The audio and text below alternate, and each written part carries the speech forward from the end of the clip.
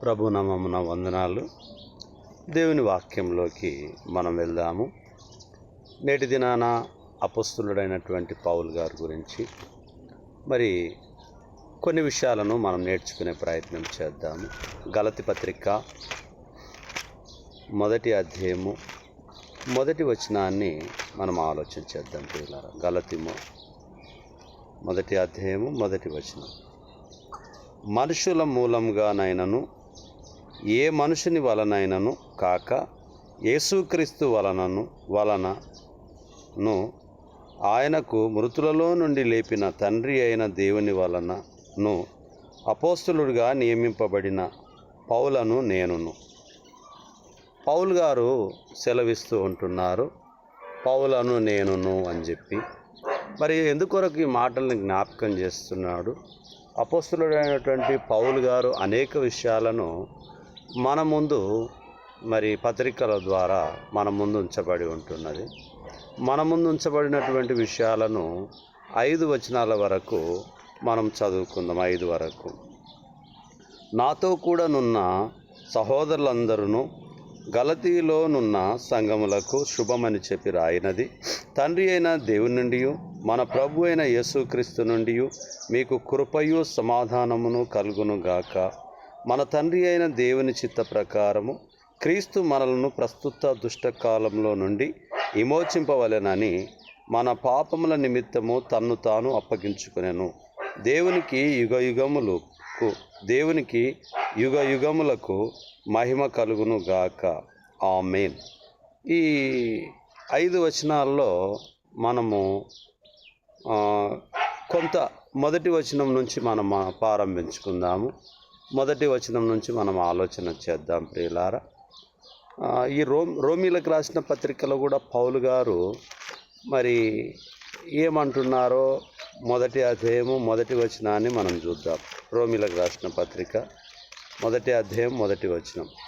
యేసుక్రీస్తు దాసుడును అపోస్తలుడుగా నుండుటకు పిలువబడిన వాడను. యేసుక్రీస్తుకు దాసుడును అపోస్తలుడుగా నుండుటకు పిలువబడిన వాడను. అంటే యేసుక్రీస్తు ద్వారా పిలువబడినటువంటి వారు నిగా తనను తాను పరిచయం చేసుకుంటూ ఉంటున్నాం. కొరింథీయులకు రాసిన మొదటి పత్రికలో 1వ అధ్యాయంలో 1వ వచనాన్ని మనం చూద్దాం. దేవుని చిత్తం వలన యేసుక్రీస్తు యొక్క అపోస్తలుడుగా నుండుటకు పిలువబడిన పౌలను సహోదరుడైన సోసెనేస్ను దేవుని చిత్తం వలన యేసుక్రీస్తు యొక్క అపోస్తలుడుగా నుండుటకు పిలువబడిన పౌలను. పౌలు గారు యేసుక్రీస్తు ప్రేమ చేత పిలువబడినటువంటి వాడిగా ఆయన యొక్క ప్రస్తావన ఎక్కడ గుర్తు చేసుకున్నప్పటికీ పౌలు గారు యేసుక్రీస్తు ప్రభువారిని జ్ఞాపకం చేసుకుంటూ ఉంటున్నారు.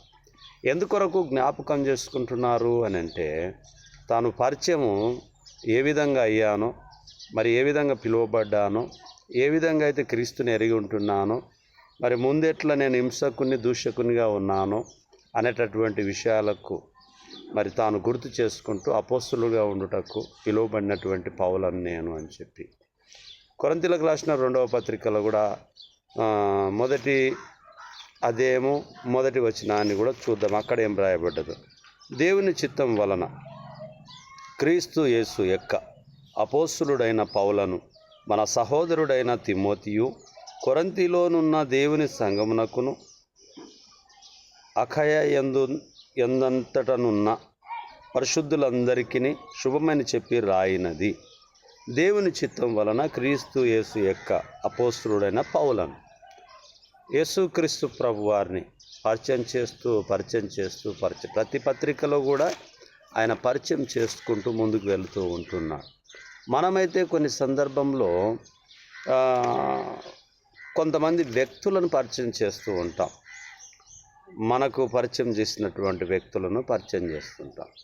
అపోస్తలుడు అనేటువంటి పౌలు గారు మాత్రము క్రీస్తు తనకు పరిచయం చేసినటువంటి వ్యక్తిగా, పిలువబడినటువంటి వ్యక్తిగా, నీవు హింసిస్తున్నటువంటి యేసును నేను అని చెప్పి తనను తాను గుర్తు చేసినటువంటి సందర్భము పౌలు గారికి బాగా గుర్తున్నది. అటు తర్వాత క్రీస్తుని గురించి ప్రకటించడము పౌలు గారు ప్రారంభించి ఉన్నారు. ఎఫెసీయులకు రాసిన పత్రికలో 1వ అధ్యాయం 1వ వచనంలో కూడా దేవుని చిత్తం వలన క్రీస్తు యేసు అపోస్తలుడైన పౌలు ఎఫెసులో నున్న పరిశుద్ధులకును క్రీస్తు యేసు నందు విశ్వాసులైన వారికి శుభమని చెప్పి రాయినది. ఇక్కడ ఎఫెసు సంఘమునకు కూడా తాను శుభమని చెప్పి రాయినప్పుడు తనను తాను పరిచయం చేసుకుంటూ ఆ విషయాన్ని ఏ విధంగా ముందుకు ఆ పత్రిక రాస్తూ ఉంటున్నాడో మరి చూపిస్తూ ఉంటున్నాడు. కొలసి పత్రికలో కూడా కొలసి పత్రిక 1వ అధ్యాయం 1వ వచనంలో మనం చూద్దాం ప్రియులారా. అక్కడ కూడా ఏం చెప్పబడిందో, కొలస్సైలో ఉన్న పరిశుద్ధులకు అనగా క్రీస్తు నందు విశ్వాసులైన సహోదరులకు దేవుని చిత్తం వలన క్రీస్తు యేసు అపోస్తులుడైన పౌలను సహోదరుడని అయిన తిమోతియును శుభమని చెప్పి రాయినది. మన తండ్రి అయిన దేవుని నుండి కృపయు సమాధానం మీకు కలుగునుగాక. ఇక్కడ కూడా తనకు తాను గుర్తు చేస్తూ ఈ పౌలు గారు రాస్తున్నటువంటి పత్రికకు ముందు మరి అన్ని విషయాలను యేసుక్రీస్తు నందు విశ్వాసం వలన బలపరచబడినటువంటి వారిని తాను గుర్తు చేస్తూ వచ్చాడు.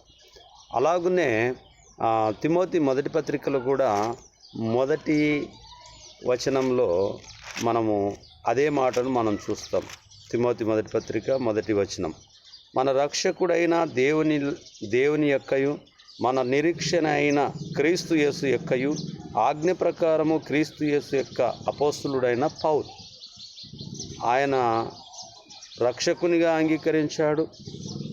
దేవుని యొక్కయు మన నిరీక్షణ అయిన క్రీస్తు యేసు యొక్క ఆజ్ఞల ప్రకారము క్రీస్తు యేసు యొక్క అపోస్తలుడైన పౌలు. పదే ఎందుకు ఈ మాటల్ని మనం గుర్తు చేసుకుంటున్నాం? ఈరోజు మనం చాలా విషయాలను కొంచెం సమయం పడుతున్నప్పటికీ కూడా మనము గుర్తు చేసుకుందాం. తిమోతి రాసిన 2వ పత్రికలో కూడా 1వ వచనాన్ని మనం చూద్దాం. క్రీస్తు యేసు నందున్న జీవమును గురించిన వాగ్దానమును బట్టి దేవుని చిత్తం వలన క్రీస్తు యేసు అపోస్తలుడైన పౌలు ప్రియకుమారుడగు తిమోతికి శుభమని చెప్పి రాయునది. ఇక్కడ తిమోతి గారికి రాస్తున్నటువంటి విషయాన్ని శుభమని చెప్పి రాయినది. అలాగనే తీతు పత్రికను కూడా మనం చూద్దాం ప్రియులారా.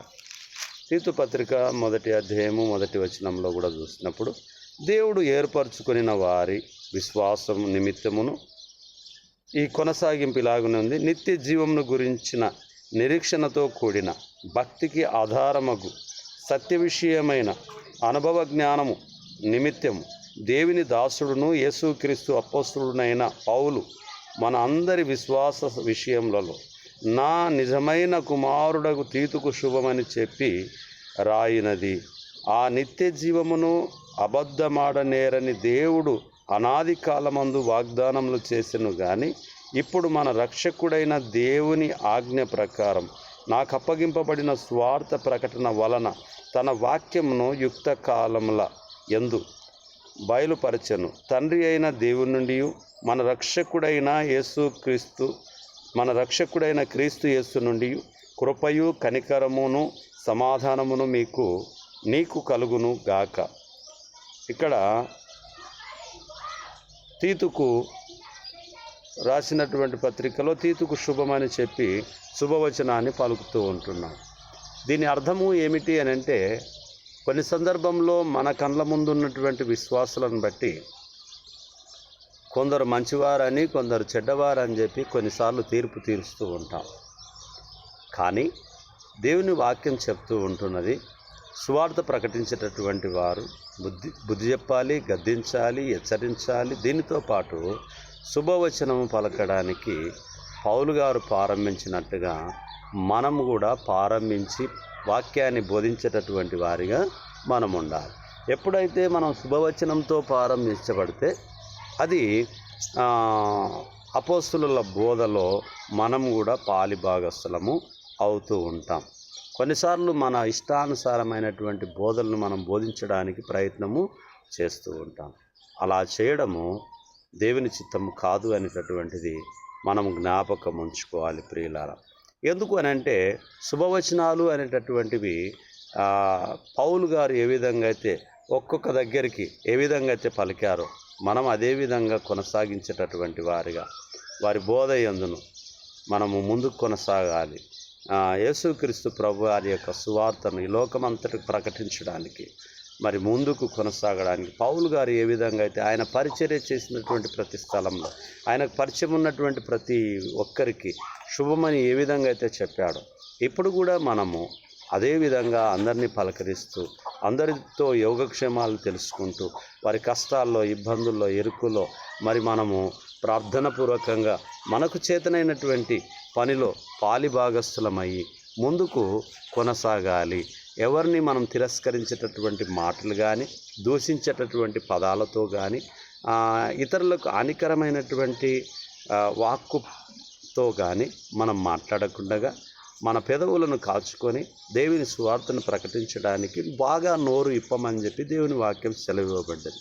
అనవసరమైనటువంటి విషయాలను మాట్లాడడానికి దేవుడు మనకు అధికారం ఇవ్వలేదు కాబట్టి మనం మాట్లాడకూడదు, మౌనంగా ఉండడమే దేవుని చిత్తము. మాట్లాడాల్సిన కాడ దేవుని గురించి మాట్లాడాలి, మాట్లాడని కాడ మౌనంగా ఉండడమే దేవుని చిత్తం అనేటటువంటిది మనం జ్ఞాపకం ఉంచుకోవాలి. పౌలు గారు మనకు సూచించినటువంటి విషయాలను మనము ముందుకు తీసుకెళ్తూ మళ్ళీ కింద కొన్ని వచనాలను మరికొన్ని విషయాలను మనం జ్ఞాపకం ఉంచుకొని దేవుని వాక్యంలోకి వెళ్దాం. శ్రద్ధగా వాక్యం విన్నందుకు ప్రభువు నామమున మీకందరికీ వందనాలు. చిన్ని ప్రార్థన.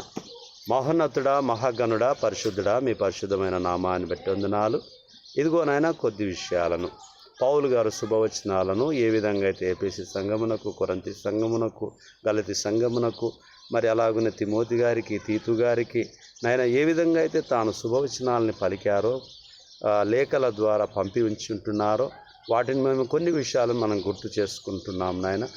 మళ్ళీ ముందుకు మేము కొనసాగుతూ ఉంటుండగా దీవించి ఆశీర్వదించి నాయన వాక్యాన్ని వింటున్నటువంటి మా ప్రియులు 217 మంది సబ్స్క్రైబర్స్ను నాయన మీరు దీవించి ఆశీర్వదించి నేటి దినాన ఒక కొత్త సబ్స్క్రైబర్ వచ్చి ఉంటుండగా నాయన ఆ కుటుంబాన్ని మీరు జ్ఞాపకం చేసుకోండి.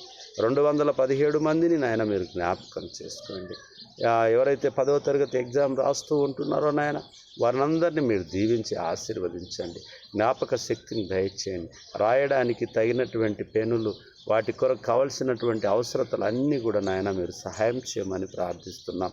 అక్కడ మంచి వాతావరణం కలిగి ప్రశాంతమైన వాతావరణంలో నాయన ఈ ఎండ వేడి నుంచి ప్రశాంతమైనటువంటి వాతావరణంలో వాళ్ళు రాసి ఉత్తీర్ణత సాధించడానికి కృప చూపించండి నాయన. ఎవరు కూడా ఎలాంటి అఘాయిత్యం చేసుకోకుండా గొప్ప ధైర్యాన్ని మా భారతదేశంలో 10వ తరగతి ఎగ్జామ్ రాస్తున్న ప్రతి పిల్లలకు, యవన బిడ్డలకు నాయన మీరు తోడుగా ఉండి సహాయం చేయమని ఈ మనవులు యేసుక్రీస్తు నామములో ప్రార్థిస్తున్నాం తండ్రి.